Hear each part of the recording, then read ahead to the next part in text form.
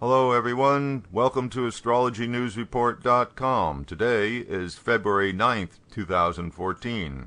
Presenting an alternate view of world events as seen through the lens of Vedic astrology. I'm Ron Berger. And I'm David Anton Savage. Let's take a look at the week that was. Mars is the planet of competition and victory, and therefore sports. Venus is the planet of entertainment, and Mercury is the planet of reporters and the media. All three significators were in trouble last week as the Winter Olympics in Sochi, Russia got started. And shouldn't we add Jupiter, the planet of judges and judging? Yes, since Jupiter is retrograde and directly opposed by Pluto, we do have to question Jupiter and therefore the judging process. First off, Mercury is the planet of the media, and we certainly have been hearing a lot of complaints from the news reporters covering the event, mostly about the less than wonderful hotel accommodations, onerous security, surveillance of email and cell phone communications, and hidden cameras installed everywhere. The U.S. State Department has warned travelers that they should have no expectation of privacy even in their hotel rooms when they go to Sochi.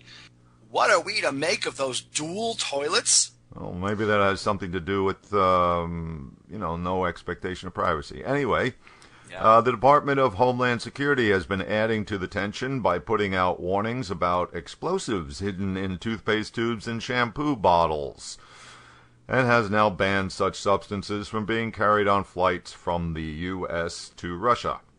Journalists suggest that visitors arrive with their own light bulbs and toilet paper, just like visiting a third world country. Really?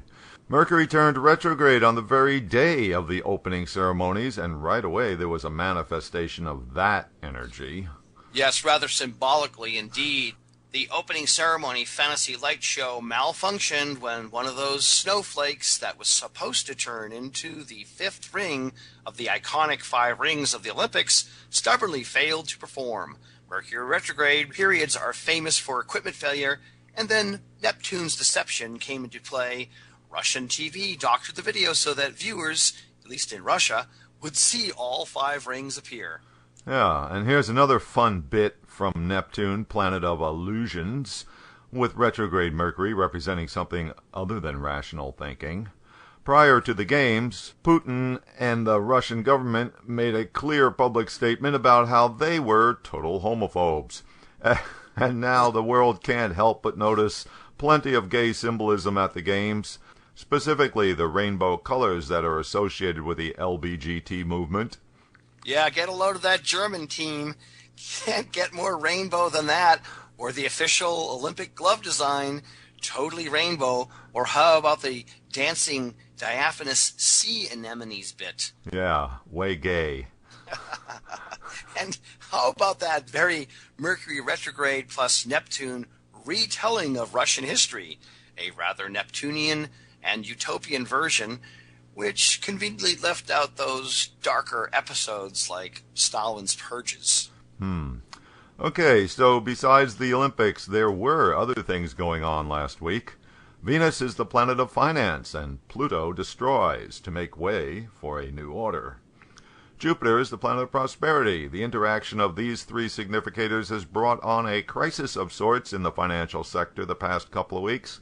The stock markets around the world have dropped 10% or more in some cases.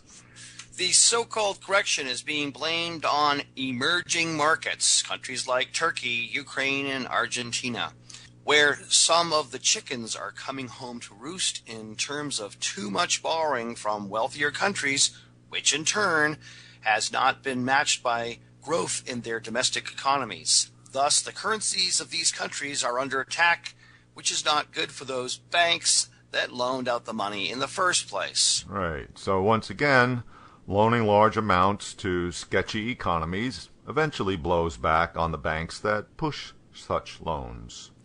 Yes. Venus is also the planet of marriage. Pluto is death and rebirth cycles. Jupiter is the planet of morality, but also laws. The Jupiter opposite Venus-Pluto conjunction has manifested in various ways over the past month. One notable result has been the predominance of same-sex marriage cases challenging state constitutional bans that have been coming before federal judges. A couple of weeks ago, it was Wisconsin. And this past week, it's West Virginia in the dock. And now the Federal Justice Department just announced that, as far as federal law goes, the legal protections afforded to normal marriages, such as spousal privilege, will now be extended to same-sex couples.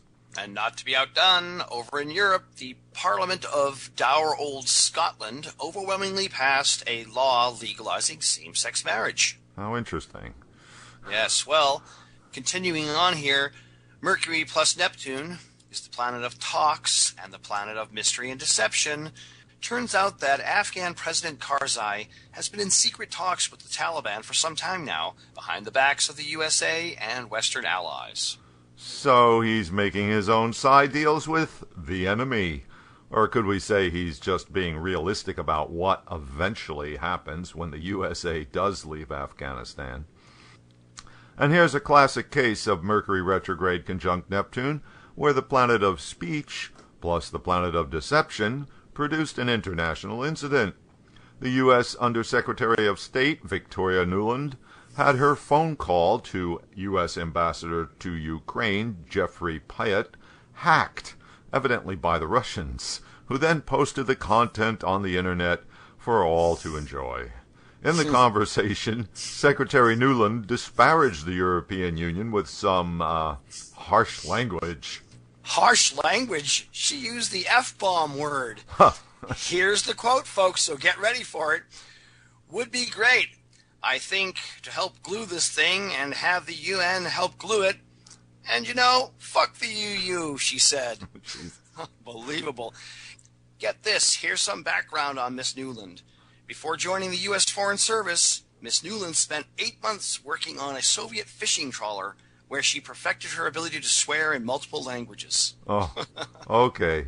Anyway, a rather obvious heads up to all the incautious users of communications equipment, as if you didn't already know, Big Brother is listening. Yeah, you get to wonder why she didn't know better.